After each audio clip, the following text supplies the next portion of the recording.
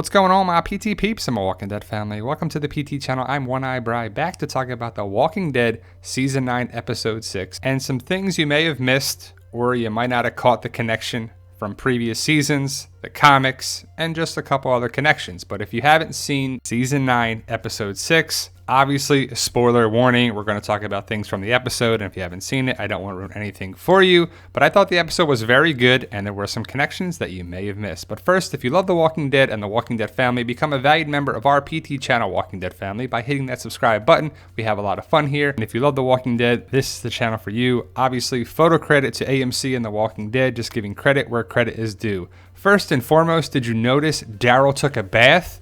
Finally, right? Nah, I'm just kidding. I love Daryl and Norman Reedus, but a lot of people are hung up on Daryl's look. His long hair since season 3 basically looks the same. He hasn't really showered much. He's always dirty. He's always stinky. He's always smelly, most likely. But ultimately, Carol looks different. Michonne looks different. And Daryl looks pretty much the same for a long time now. You'd think a 6-year time jump, he may look a little different, maybe a little gray hair or something. But Daryl is living in the wilderness by himself, and he's back to loner Daryl for sure. But let's talk about Michonne. Michonne is clearly wearing Rick's shirt here, and I believe she has Rick's ring on her necklace. And a lot of people are hung up, well, that's Rick and Lori's ring in this. No, it's Rick's ring, and Michonne is wearing something connected with Rick. It's a nice sentimental moment. It's a nice thing that Michonne definitely has not forgotten Rick, as she still talks to him even though Rick is not there, and it's sad. And I'm sure you did not miss the X on Michonne's back. It was clearly put on screen for several seconds, and the interesting part is that it's pretty much the same location where Rick fell on the rebar and he was bleeding from his left side through his back to his abdomen. But what happened here? There's no way to tell. The story just hasn't been explained. RJ is the son that Rick and Michonne had, is what the word is. And Michonne does call her son RJ in the kitchen when Magna is looking at Michonne through the windows, and Michonne's son comes walking up to, or running up to Michonne, and RJ is what's said. Michonne says, RJ. And you can hear it kind of subtly. It's not that obvious, but clearly Michonne calls her son RJ, probably for Rick Jr., and that's pretty awesome. We also had an answer why Judith was alone in the woods. She wasn't supposed to be. She was with Rosita, Eugene, Aaron, and Laura, and I believe they were hunting. On one of the clips I saw, Greg Nicotero also said that Judith is 11 years old. So we have a nice baseline age for Judith, 10 or 11 years old. So we'll just go with 11 years old, that Greg Nicotero said. And when they were looking for Judith, you can see Eugene with the deer on his back. So clearly the group was out hunting, because probably scavenging is to a minimum, because 6 years is they probably cleared out a lot of different areas. And did you catch the callback to season 4 with Carol and gasoline and a fire? We saw Carol burn up some saviors back in season 6, I believe. And I have to say, I'm super glad Carol went back and burned up all the saviors. So I'm guessing the saviors aren't a threat anymore, as the sanctuary has fallen, and Jed and that group were the last remaining saviors, I'm guessing. But the gasoline was seen before, basically just like this. If you remember back in season 4 at the prison, Carol burned up Tyrese's girlfriend and another guy that I'm blanking on the name right now. If you know the names, post your comments below. But gasoline was definitely used by Carol in the prison, where she burned up Karen and David's body. I believe that's where the names, that Tyrese was seeing Karen and David was also sick. So Karen and David were killed by Carol when she thought she could contain the sickness, and it didn't work out, but she tried, and that was a callback to me. I could see her doing the same thing here, but it was pretty awesome when she burned up those saviors. And did you catch the symbolism here with the dead walker and the living bird? That death begins life, and as we can see, the living bird takes the worm out of the dead walker, or the dead person that's a living walker. But you see what I mean there, that life begins with death, and that life can come from death. And it's just a nice symbolism that it's a life cycle, that everything comes around the circle of life. And did you catch the new council? Laura, Michonne, Father Gabriel, Aaron, and Sadiq. They must have slim pickings if Laura is part of the council, right? No, I'm just kidding. Laura, DJ, and a couple other saviors were in Alexandria. So they do have a community feel in Alexandria, even though the communities aren't really together anymore, aren't working together. But the council approach was seen in season 4. And remember, Angela Kang won season 9 to feel like season 4. And I think she's doing a great job with that and this season. And did you catch the fact that someone is running Hilltop and it's not Maggie? I think it's either Tara, Enid, Cindy, or one of the Oceanside women, because they said she. And we're not sure if we're going to get a new character to run it, but the word is that Maggie, Lauren Cohan, is done with season 9 and will hopefully be back for season 10. Now, for my comic readers, the Walking Dead comic is definitely remixed for the show for this part. Father Gabriel is the radio guy, not Eugene.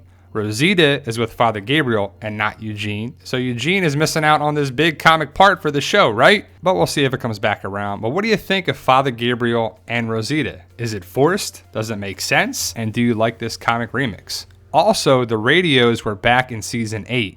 I'm guessing they're the same radios that Father Gabriel saw before.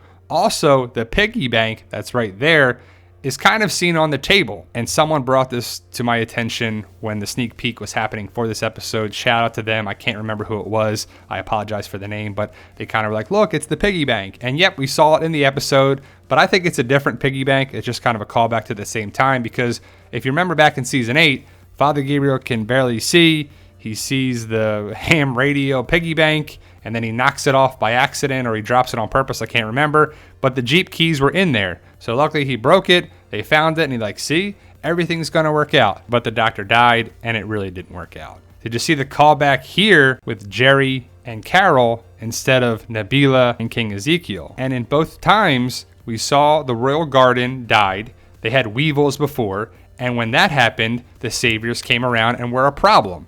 Kind of foreshadowing again. But the royal garden died, and it'll grow back.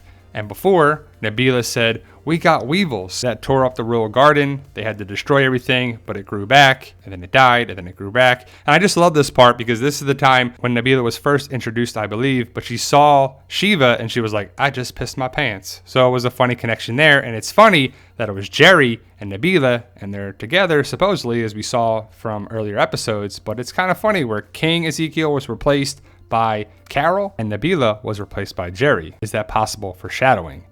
If you know Sonoy and you know where Alexandria is, you know where this entrance is at. It's at the back far corner of the Alexandria set, the property. Well, it's not a set, it's an actual neighborhood, but those gates are the side back entrance. They're not the front entrance. Plus the new sign, we saw that before, but welcome to Alexandria versus welcome to Alexandria safe zone, mercy for the lost, vengeance for the plunderers. Different sign, different area. But if you see it right there, the back corner, the far right end of the property there, you can see that's the entrance that they used for that. And this is an older picture. This is back in season 6 or season 7 when I was there. This is my picture there. And then this is from the AMC Tour Alexandria app thing on their website. And you can see the entrances are different. The gate was different. They didn't have the slider with the metal gate. It's the very back corner of it. And if you've been to Sonoy, you know what I'm talking about. And it's pretty cool because you could stand pretty close to it. You can't get in the entrance, but you can stand right there where they filmed. And it's just always cool to do that. And if you saw when Aaron and Magna's group and Judith came in, you saw Gracie. And so she's definitely older too. You can see Gracie in the pink shirt. And so Aaron and Gracie are living in Alexandria now. And look at the picture right there. Look at all those kids. You got Gracie and then 1, 2, 3, 4, 5 other kids. And plus Judith and RJ and Herschel, and maybe the other communities have kids too. And Henry, at the kingdom, which is pretty crazy. I mean, they're rebuilding civilization. That's the point. They're doing a good job with it. And so I'm excited to see how things are connected with Hilltop, Alexandria, and the kingdom. If you know the comics, you know why people thought that Eugene might have died here. If you saw the episode, you know he didn't. He hurt his knee. The ladder fell. Rosita didn't really help him, but Eugene hurt his knee and he should be okay, but he lived. But if you know the comics and you know back in season 8, you saw some comic connection and possible foreshadowing with a big death that may happen on the show or may not. I don't want to give it away because if you haven't read the comics, I don't want to give it away, but it's a big thing that may happen in a later season or it might not. But Eugene was okay, and a lot of people were worried about that. But the Whisperer's border is what I believe Rosita and Eugene came across when they were in the wagon. You can see a clear divide where the walkers were walking. Remember when they're like, oh, they went east, but we got to go west. I think that was the Whisperer border. I thought the bridge might have been too, but they didn't do that storyline for the show. We clearly saw Eugene with a shovel. It wasn't a cane, it was a shovel. Eugene and Rosita were definitely the first ones to introduce the Whisperers, like Ken and Marco from the comics, which I believe is issue 130. And we got 2 extra lines from the Whisperers. So we heard, "Where are they? They must be close. And don't let them get away." Well, it was like, "Where are they?